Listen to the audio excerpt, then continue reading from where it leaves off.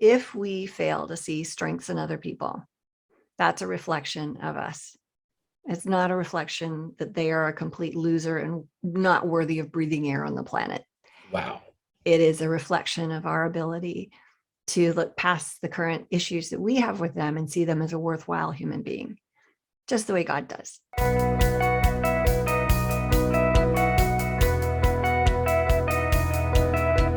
Well, welcome to another episode of What to Say and How to Say It. Today, we're talking about what we don't want to see. And at first glance, that could be things that we don't want to see from our partner. But we're looking at this from our perspective and how we have blind areas, how we have places where we can't hear things, there's things that are going over our head, like we don't understand. I had a conversation with a group that I'm coaching the other night, and was men, and these are husbands. And I said, aren't you glad that the word doesn't tell you that you have to understand your wife? You have to live with her in an understanding way. And you can hear the chuckling of our favorite licensed professional counselor, Kyle Hargrove, is with us today. We're talking about what do we not want to see? And this is a topic that's so important, and I don't think I've ever heard anybody talk about this before, but it's important. So what do you think makes this something that matters, Kyle? Well, first off, let me tell you about a client that I used to have whose primary reason for therapy was they felt invisible. They felt like nobody saw them, heard them, or anything along those lines. And I'm in therapy one day with another client, and this client comes bursting through the door. And he said, Mr. Hargrove, I have to have a session right now. And I said, I'm sorry, I can't see you right now. Oh no. Oh no. So anyway, I just guaranteed to have more sessions if you confirm that kind of. Oh man, like you can't make that up. That's rich. I made that up. That's. Oh, you did? Okay. All right. That's exaggeration then. Got it. Yeah. Anyhow, wow, what a topic. To talk about, to ask the question, what do you not see in your partner, or in, maybe a business colleague, or it could be anything. And that there's so many other questions that spring from that. What is it that you want to see? What is it that you don't want to see? What keeps you from seeing the things you need to see? Mm-hmm. But, when you kind of zero it down into that partner category, it just stokes every little therapist and coach fiber that I have in my brain, to say there are so many pieces and parts to this question. And who among us who've been in relationships for any period of time at all, have not come to the place where we've said, holy Toledo, why have I not confronted this before? Mm-hmm. Or, in some situations, why is such and such getting away with this in this relationship?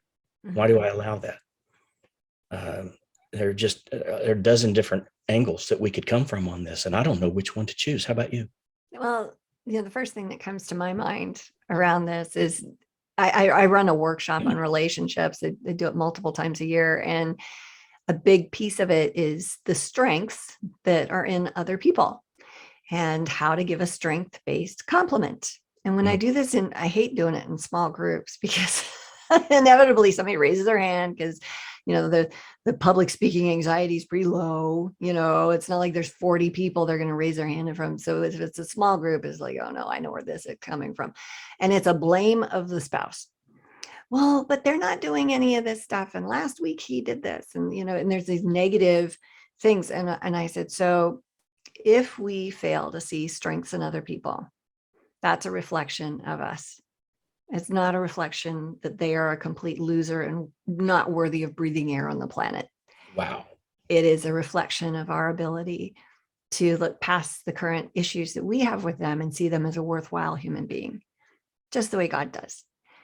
So before you finish your question, think about that. and let's learn the skill, and then let's challenge ourselves later with this. And then I teach the skill, and I have them practice it, and I have them think about how they feel when they experience that positive affirmation from people that see something in them after spending 20 minutes with them interacting, right? Mhm. That's it. They can see a strength, they can call it out, and they can support it with evidence. Like, boom, it happens all the time. And it makes people feel like $1 million. But that is a thing that we choose to see. We have to make that choice to see it. And when you're in a relationship with somebody and it's been that way for a long time, you might get what Gottman's people call negative sentiment override, and you're blind. There is nothing good about that other person. Well, love is blind, right? Well, it's supposed to be blind in a good way with positive sentiment override, but neither one of those things are reality, right? Well, but yes, maybe they are. Maybe that we are blowing so much positive sentiment into that relationship that it overshadows the things we ought to be able to see Absolutely. and that we need to be seeing, but Good we're point. just choosing to pay attention to the fluffy and the puffy and the sweet and the good and the things that make our hearts go pitter patter in a positive way instead of the ones that make them race because we need to be running the other direction. Well, and it's good that you brought that up, because there's two sides here with this, because positive sentiment override is necessary for a relationship to last. You got to be focused on that person's strengths, but you can't be stupid. Yes. Like, and that's a thing. Like, if you're a fool and getting taken advantage of, and you're actually living in a toxic environment and you're not calling that person to a higher level of being, that no, there's something wrong there. And I think that's part of what you were talking about at the beginning. Yes. Yes, it is. And that's one of the things that in my thinking about this topic of recently, based on some therapeutic exchanges that I've had, it becomes evident that a lot of people will excuse the obvious early on in a relationship because there are so many other good things about it. And we have this idea, though it's typically never spoken, we have this idea that well, they'll see the error of that when we have a better relationship, when we've been together a little bit longer, they'll understand it better. Plus they're going to love me and they're going to want to change that. Or they'll stop when we have kids. Yeah. But there's another one right there, kids. Okay, so people make massive decisions really early on in relationships before they've done this work, and as often as not, as we see, it comes back to bite them in unnamed places. Yeah. None of which is pain-free. Yes. So, one of the questions people can ask themselves is, well, how do I see when I can't see? How do I see when I can't see? I know, right? Like, how do you? Word. Yeah. You can't. I'm going to tell you what, I've been doing some thinking on this. And so far I got 4 simple things, simple ways. There's so much research on a lot of this, but there's no research on how do you extract those things? How do you go looking for them, find them without it looking like you're on a fault finding mission? Yeah. If your partner sees you coming at them, dressed in full camo, armed to the gills, they're not going to just stand there and allow that to happen. Right. So this, when you're trying to extract the things that you've been blind to with your partner, I think sometimes the direction to go is not always directly to the source. No, I agree with that. I had a client last week, a spouse, and he's asking me, how do I know what I'm doing here? She won't talk to me about this. And I said, yeah. Is there anything that you're doing that makes it safe for her to talk to you about this? And he goes, well, I'm not going to hit her. I said, that's not what I mean by safety. What does safety look like in a relationship? Like, are you critical? Are you letting her know what she's doing wrong on a regular basis? If she brings something to you that she's struggling with, do you try to fix it?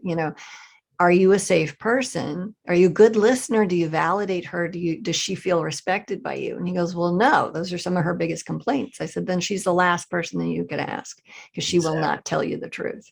Exactly. She's afraid of you. She does not want any more judgment, and she will betray herself and lie to you because the way that would go is too expensive for the relationship and for her. Yeah. And of the four little ideas that I have, only one of them involves trusting yourself. We're the least trustworthy person we know. Right. So one of the things is, to ask a close friend or family member, Mm-hmm. okay, to kind of explain to them where you are. This is Yeah. somebody that you can go to in private, and what you're trying to do, and say, are there things you guys see that I don't? And they're not going to know whether you see them or not, but they can sure tell you what they see. And family members especially are pretty good about doing that. Yeah, brothers. Sometimes even when you don't want them to. Yeah. Think of brothers. But yeah. Brutal truth. So there's the friend family route. Mm-hmm. There's the therapist or relationship coach route. Mm-hmm. And of course, they don't see into that relationship the way that people who know us well do, because they don't follow us home. Thank God for that. Yeah. And then, there's the prayer route. Mm. Asking God to reveal, to shine light on the things that I don't see clearly. And then you got to be ready for some things that you may not expect. That was one of David's practices that is such a humbling experience. He said, show me the errors of my ways, oh Lord, and he did. Oh man. He did ever. Yes. And thank God for that, because I'm so grateful for that example. Yeah. And I'm grateful that I would rather, honestly, Kyle, I would rather hear stuff like that from the Lord, because he is so gentle. I've got some good friends that love me and can be kind and gentle with me, but there's people I definitely don't want to hear from in that space, because it'll just be brutal. See, I think the way that when God speaks to us and he reveals things to us, I think the way that we take them has a lot to do with our willingness to be ready for that. If we're closed off and not willing, and he's trying to, he may have to force it. Mm-hmm. Yeah, through circumstances. Yeah. Yeah. And that can be pretty painful. That can be a little difficult and awkward at best. So, I think the more open we are to allowing God to say, show me whatever it is, show me. I'm willing to accept it. Mm-hmm. I'm willing to, to see it the way you see it. Mm-hmm. And then work on it in order to make this relationship better. And then I think when we open ourselves that way, I think the way he speaks to us and shows us is typically a lot more tolerable. Mm-hmm. Than when we have kind of closed our. I'm going to ask you for this, but then I'm going to close up because I don't want to. Yeah. I don't want to feel what the feels are. Yeah. But that last one is just trust in your gut. And usually if there's something wrong in a relationship, there's a part of you that knows it. Yep. You may not be able to put a name on it. You may not be able to put a label on it, but you know it. Mm-hmm. And so that may be, the first one, maybe that one should go in front. When you know something's not right, then you start looking for these other opportunities, or other ways to extract, just it's kind of like pulling a fossil out of a wall. I do that sometimes. I like to look for fossils in the creek beds, Yeah. Walk along saying, God revealed to me where this fossil is, therefore I can find it, that stuff. But I want to extract those things. They're good. They're things that I'm looking for. And it's really frustrating when you're looking for something and you can't find it. Mm-hmm. Okay. Trust me. Because that happens to me all the time. I'm always looking for things that I can't find. That's really, if you think about it, the only reason we look for things is because we don't know where they are. Well, the older we get, the more that seems to occur too, which that's lousy. Well, that's unsubstantiated. Sure. Yeah. Maybe in your life. Over here, I'm like, that's no. Research that hasn't been completed yet. So okay. Good luck with that one. I still can't find my keys, but all right. Yeah, it sounds like a me problem. I know. One of the things that is so frustrating is you work with people and it's almost as if they're choosing to be blind. Mhm. And, several people in their life have said the same thing to them. And at some point, when you've heard the same thing from several different people and you really still don't see it, you got to ask yourself, what is it in me that's preventing me from seeing this? Like, am I prideful? And that sounds like a really, assertive, aggressive, teachery sort of way to say it, but it's more, am I prideful? Not, or it's more, pride is really just low sense of identity. And so I'm going to assert myself in this space and I know who I am and you're not going to tell me otherwise. And boy, are we wrong on that. And so I'm missing a piece of how I come across. And that's good information for me if I want good relationships. That's really good information for me if I want good relationships. Yeah. And I know someone whose whose father used to say to her on a frequent basis, the whole world can't be wrong. Ah, yeah. If you're hearing the same thing from trusted sources on a regular basis, there's a reason for that. Mm-hmm. And it's kind of like the person that was here in Texas. We tend to have our share of floods and then some, but who's on the roof and they pray for God to rescue them, and somebody comes in a boat and they say, no, no, no, no, no, just go find somebody else. God's going to rescue me. They come in a helicopter. No, no, no, God's going to rescue me. And then eventually they drown and Right. facing the Lord at the holy gates or at the pearly gates. The Lord says, why are you here? Yeah. Well, I prayed for you to save me and you said you would. He says, yeah, I sent you a boat and a helicopter and you refused to take them. Yeah. And that's kind of a joke, but it's not really that funny. No, it's not funny at all. It's really sad. When it's happening to you in real life, not necessarily on the pinnacle of a roof in a flood, but in a scenario in your life where you have people coming to you or trying to share with you concerns that they have. And I think you're exactly right. It is pride that gets in the way of at least being willing to listen to what those concerns are. Well, and it gets twisted into character assault of the other person, and they've got this motive. And I was talking to somebody earlier today. When you get into the motives of some other person, you're wrong. Like most of the time, and the data's in, the surveys are done. You're wrong when you think you know what somebody's motivation is. Yes. We don't. Even if we're married to that person, we're only right 65% of the time, 60% of the time, something like that. That's still a D. That's not very good. Like you're wrong more than a third of the time. So keep your mouth shut because you're going to say something that's probably inaccurate and likely damaging. And if it's especially if it's about somebody's impure motives, all that does is destroy how they feel about being around you. And it destroys a relationship. And so then you go, okay, so, what am I not seeing? Well, what's your lens? If we have the lens of our flesh, do we have the lens of the Holy Spirit? Do we have the lens of the enemy? Those are all options. And I like the lens of the Holy Spirit because that points out what's good and pure and right and admirable, praiseworthy, excellent, love, joy, peace, patience, kindness, goodness, gentleness, self-control, all those things, right? But then on top of that, we can't avoid goodness. Goodness also means there's potential badness there. And so you have to have the objectivity and the discernment and then talk to God about, well, what do I do with this? Not easy stuff. No, it reminds me though, someone you and I both espouse to a lot in terms of human interaction, vulnerability, emotion. Dr. Brene Brown. Mm-hmm. I was watching a part of her HBO special the other night, and she was talking about.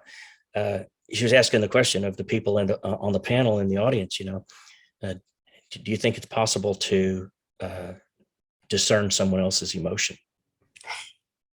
And of course, everybody's trying to think of the way you do that, how you do that. When the answer that she comes up with ultimately is no. Yeah, no. You can guess, and she's talking to therapist types, probably either social work or psychology majors. I don't know, somewhere. And so they're kind of taking it from that angle. But, but it's the same thing that you're talking about. I think there's the inner workings of someone else's mind Mhm. and their emotions and their experiences. The lens that we look through is one thing, but the filter that the other person sees the world through is Oh, the antithesis of that. oh, amen. So Right. our lens does not always see through, Mhm. the filter that the other person's looking through. Yeah. When I was raising kids, my sister's, she's a half sister. She's 16 years older than I am. So I'm pretty much an oldie child. Right. So I didn't understand sibling interactions. And I've got three kids that are 2.5 years, 3 years apart, right? So I spent a Do lot of, now. well, maybe like they still do things. I'm like, what?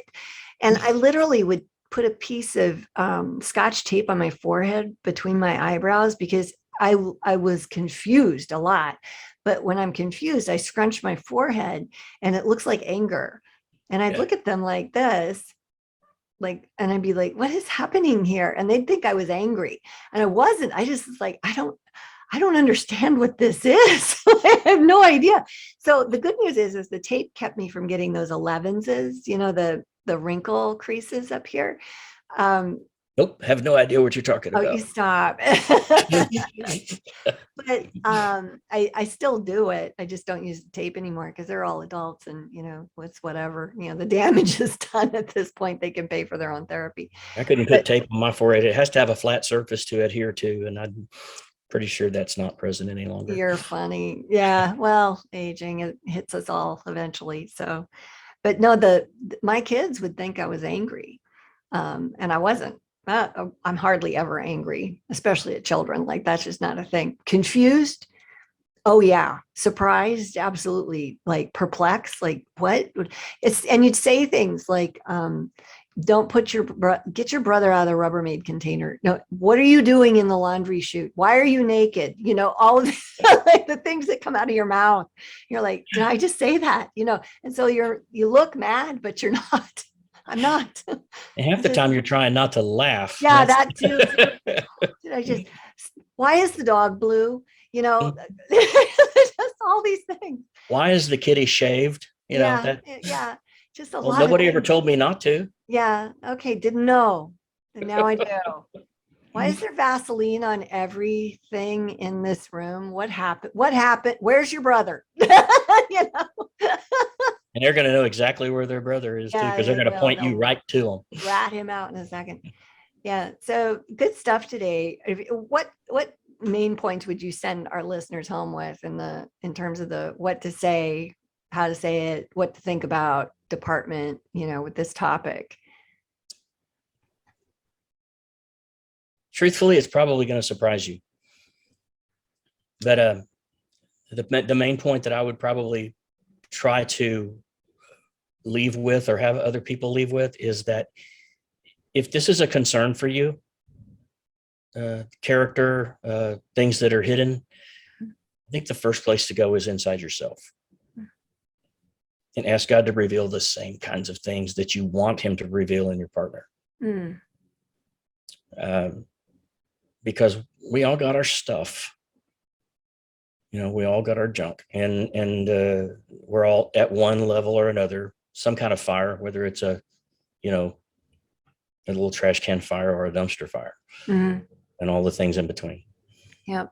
And so to have the courage to ask God to show me things I don't want to see, things I'm afraid of, I think brings a vulnerability in my relationship with God that's going to please him, and that's going to give me some direction in terms of, okay, how would I want this handled if someone were confronting me?